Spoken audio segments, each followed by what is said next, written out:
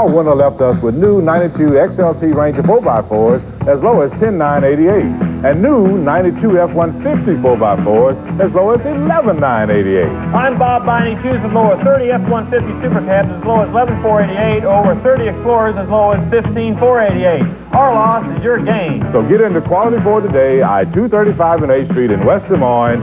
Our deals are real. Hello, and welcome to the Yard Cook. And today we are barbecuing the perfect steak. Now, a lot of people swear by this charcoal or that charcoal, but I believe that quantity is what is really crucial. Right. Maybe an easier way to enjoy the grill is to come to Perkins, where we're serving a variety of charbroiled skewers. So come on in, because the easiest way to cook with imagination, A little smoke delicately flavors the meat. is to let us do it for you. They have gone where no one has ever been and seen what no one has ever seen. Now, on their final voyage, they must fight for the greatest prize of all, a universe at peace. You don't trust me, do you?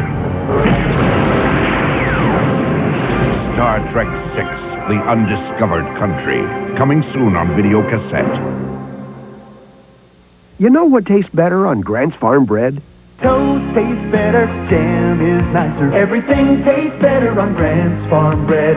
Spreads taste livelier, pickles are crunchier. Everything tastes better on Grant's Farm bread. And why? Because Grant's Farm tastes so good all by itself, and it's cholesterol-free. Beef is tastier, peppers are snappier. Everything tastes better on Grant's Farm bread. Everything tastes better on Grant's Farm bread. Taste 'em. With the election just 5 months away, Ross Perot, the man without a party, is now ahead in all the polls, leaving both George Bush and Bill Clinton scrambling to play catch-up.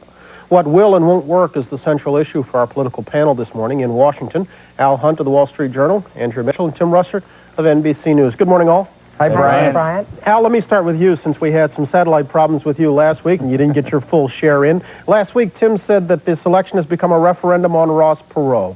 Is it his election to lose? Well, Brian, I think in the first place, it's a referendum on George Bush. And right now, over 60% of the public is basically saying they don't want George Bush. That's the problem for the president, because unlike a two-way race, he then has to go through two steps to get those back. They first have to decide they're not for Clinton or Perot, and then they have to decide they're not for the other guy, they're for Bush. That's the difficulty Bush has. Certainly Perot is in a commanding position right now. What's so striking is that I think over the last 3 or 4 weeks, a lot of people have realized that this fellow might be president. And the conventional wisdom a month ago was once people focus on that, it'll be unnerving. It hasn't been unnerving. Yeah, I'm sure you were all listening to the conversation that just preceded us. The dynamics of politics and getting elected are changing rapidly. Is Perot best suited to take advantage of that, Tim? Well, I think he is someone, although he claims he doesn't quote soundbite, he's a master at soundbites. Although, Brian, you know, this is really nothing new. I mean, when I grew up as a kid, I remember the politicians, John Lindsay and John Kennedy, particularly going on Johnny Carson, trying to round out their personalities. And I think what we have here is our different TV shows that are not competitive with each other, but really complement each other. And if you can do Donahue and Larry King and the Today Show and all the other forums, you're giving the viewer every opportunity to see you at all different levels. Yeah. Well, let's take a look at both the candidates, and let's start with Bill Clinton. Andrea, as you know, he was here yesterday. He acquitted himself well. He seemed very much at ease with himself and with the issues. Do you think he can make strong inroads by going directly to the people? I think he can. I think that's a good forum for Bill Clinton because he does have quick answers, and he kept himself to shorter answers yesterday with you, Bryant, than he had in the past. So he had really prepped for that, although he didn't seem quite wide awake. The morning is not Bill Clinton's best time. He might be better off on Arsenio in some cases. He did do well with those viewer call-ins, and most of the calls were on substantive issues. So well, I was going to say, they were 100% issue-oriented. Does that suggest he's put the character issues behind him? I'm not so sure about that. It just may be the not quite random selection of the kinds of people who get up in the morning and are interested in our broadcast. But so I don't think he's put the issue, those character issues behind him entirely, but he was very fortunate in the calls that came in on the Today program. Let me ask the three of you, what else can Clinton do? What might work for him? Oh, I think Clinton has a lot of upside potential in the next 5 weeks, Brian. He has to make a good vice presidential selection. By good, I mean one in which people generally say that was an enlightened choice, an uplifting choice. And then I think he has to have a good convention. My guess is they'll try to have a theme, that he'll pick the VP before the convention. They'll try to have a theme, something about children for the convention, perhaps. And then he has to give a speech at that convention in which people, I think, underestimate him now. I had a number of people yesterday who watched him with you who said, geez, he's better than I thought he was. Well, he is better. Andrea and I watched him in California last week. He's a lot better than his image. And he has to give a good speech at that convention. Al, I'm cutting in because I'm surprised to hear you say he's going to get a boost from the convention.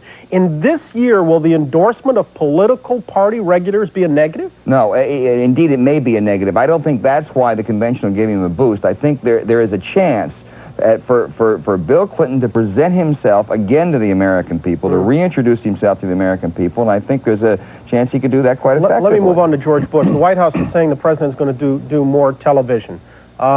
Judging by his news conference performance, is he ready for primetime TV? No. Bryant, you weren't overwhelmed by 4-4-3-2-3-2? That was, he was doing his imitation of Mark Rippon. But I tell you, Bryant, I think George Bush and Bill Clinton have to pray for two things. Ross Perot, if Ross Perot ever decides to tell the American people, listen, I only want one term.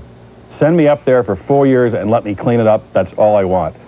It will really underscore and cement, I think, his relationship with the American people, that he's in this business for different reasons than typical politicians. And secondly, I think if Ross Perot goes back to his roots in terms of discussing of political issues by telling the truth. In 1987, he wrote a piece about the deficit. We have to cut spending. We have to raise taxes. If he ever becomes the only truth teller in this campaign, which he has the capacity of doing, and avoids the shifting and bobbing and weaving on some of the issues he did on the recent talk shows, look out. But Bryant, you know, talk about not being ready for prime time. He met with Democratic mayors and one independent mayor, and it really was a home run in terms of substance. They came out and talked, but there was no photo opportunity. He did not talk because his handlers were afraid that he wasn't prepared for the questions. So he's got a lot of homework to do before he's on tomorrow. I think the real person, though, who's not ready for prime time, if I can just get in on that, is George Bush. That news conference was simply a disaster. He looked like he was sort of taking off. You all saw the same writings I did. It was written that the Bush campaign has no message, and that's Bush's fault. Has no strategy, and that's Teeter's fault. Has no execution, that's Skinner's fault. How many of the above are true? I think that the real thing is that George Bush has no message. And as long as George Bush does not figure out what his reason is for wanting to be reelected, some of the most damaging questions at that press conference were, you know, why do you want to be reelected? What do you want to accomplish in a second term? At one point he said, I thought it was remarkably candid, really. He said, well, you know, Barbara was just asking me that same question, and I guess you sort of have to finish what you start. Hardly an inspiring message. Yeah, Brian, I don't think it's the team. I think it's the principle. But I will say this: I don't know how it's going to affect your Tuesday mornings, but I'll guarantee you, Roger Ailes will be back by the Houston convention, or I'll buy you the best steak in Houston. Oh, really? I have no doubt that they will be bringing Ailes back. And one other thing about Ross Perot. Ross Perot had one bad setback. He's going to have Katie interview him tomorrow. He wanted Russert. He's done nothing but go up in the polls since Russert hit him on Meet the Press. I'll suggest you watch on Tuesday, because we're going to queue up your soundbite and play it for Roger Ailes. Hey, thanks all, guys. Appreciate it. Al Hunt, Andrew Mitchell, Tim Russert. We're going to come on back in just a moment. We've got lots more ahead on Today, right after this. Salsa Cycles wasn't saving what they'd hoped since leaving AT&T.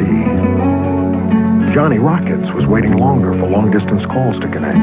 So they've come back to AT&T, and we want you back. Come back with AT&T Partners in Business. AT&T quality and 20% discounts to the 20 numbers you choose or the area code you call most. We want you back. Call 1-800-222-0400. Nobody else sees the world through your eyes. Yours is a style that you just can't disguise. Your whole approach is an original one. So why get a room when you can get a Radisson? Welcome to Radisson. 250 hotels around the world. As individual as the people who stay in them. Your point of view is distinctly your own, and so is ours. So why get a room when you can get a Radisson?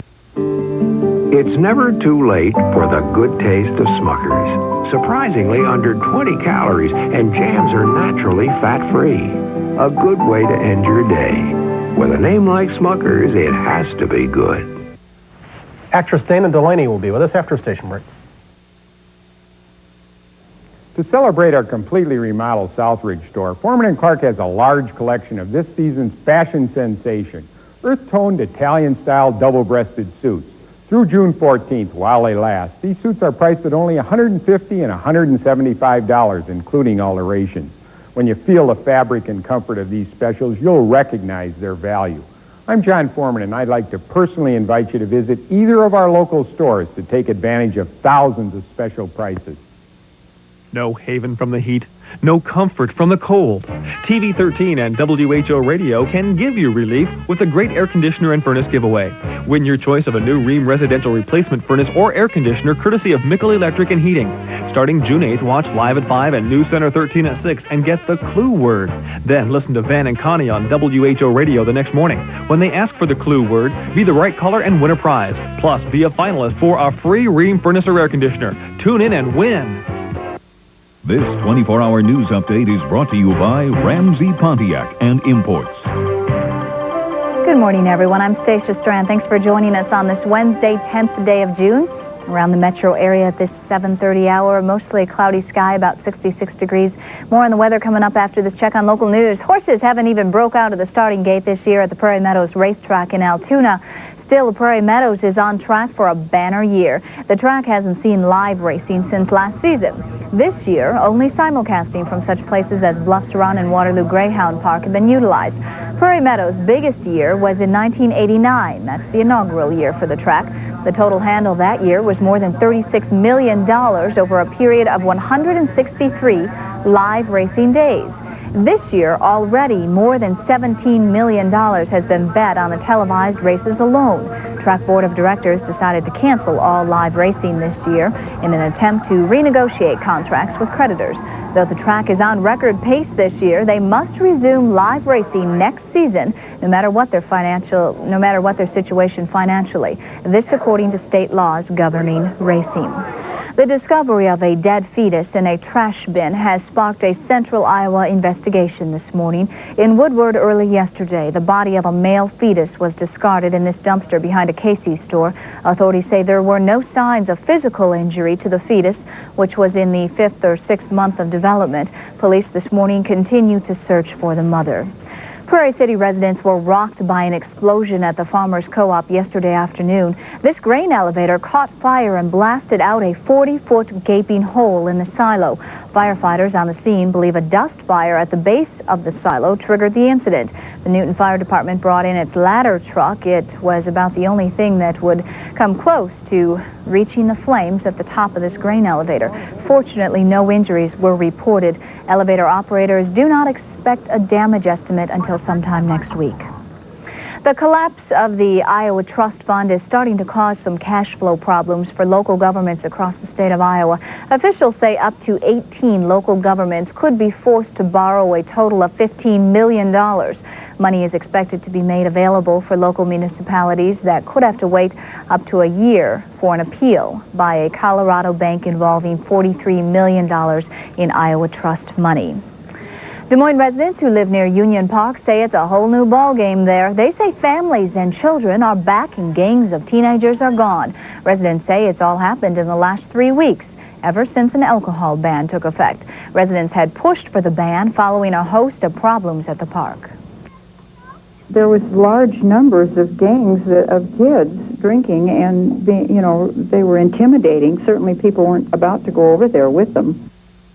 Alcohol is still allowed in most of the city's other large parks, but that could change too. Police and Parks Department are studying the possibility of a city-wide ban. We do want to get to our forecast to check on weather coming up right after this. At Ramsey, we sell a lot of Pontiacs. Here's Tom Curry to tell you why. At Ramsey, we have Iowa's largest selection of new Pontiacs. Come in and check out the Firebirds, Grand Prix, Sunbirds, and of course the all-new Grand Am and Bonnevilles. The Bonneville was just named America's Best Sedan by Motor Week. And the new Grand Am is standard with anti-lock brakes. Come in now and check the largest selection of performance Pontiacs and great styling in the state of Iowa here at Ramsey. Thanks for watching. If you're getting set to head outdoors at this 7:30 hour, look for a cloudy sky, 65 degrees, 65% humidity.